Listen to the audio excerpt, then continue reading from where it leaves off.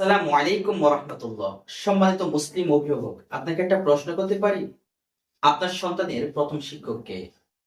আপনি হয়তো বলতে পারেন আপনার সন্তানের প্রথম শিক্ষক স্কুলের শিক্ষক, বলতে পারেন মাদ্রাসার শিক্ষক।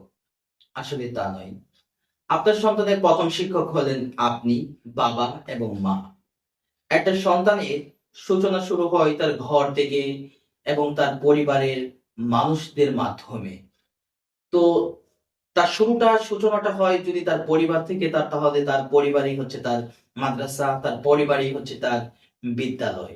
একটি শিশুর চরিত্র ও কথা বলার আদব ও আখলাক এবং ইসলামের প্রতি ভালোবাসা গড়ে ওঠে তার পরিবার থেকে। আপনি যদি আপনার সন্তানকে ছোটবেলা থেকেই ইসলামের প্রতি ভালোবাসা গড়ে তুলতে পারেন, নামাজ, দোয়া, কোরআনের শিক্ষায় শিক্ষিত করতে পারেন, তাহলে ইনশাআল্লাহ সে একজন আদর্শ মানুষ হয়ে গড়ে উঠবে ইনশাআল্লাহ।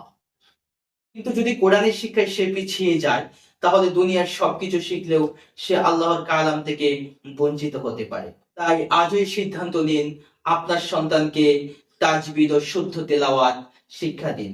মনে রাখবেন, কোরআন শেখার জন্য নয়, কোরআন হচ্ছে জীবন গড়ার জন্য।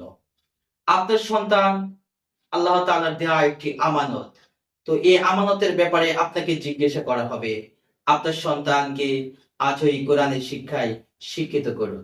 আমাদের সন্তান, আমাদের পরিবার সবাই যেন কোরআনের শিক্ষায় শিক্ষিত হয়, ইসলামের ছায়াতলে সকলেই থাকেন ইনশাআল্লাহ। আসসালামু আলাইকুম ওয়া রাহমাতুল্লাহ।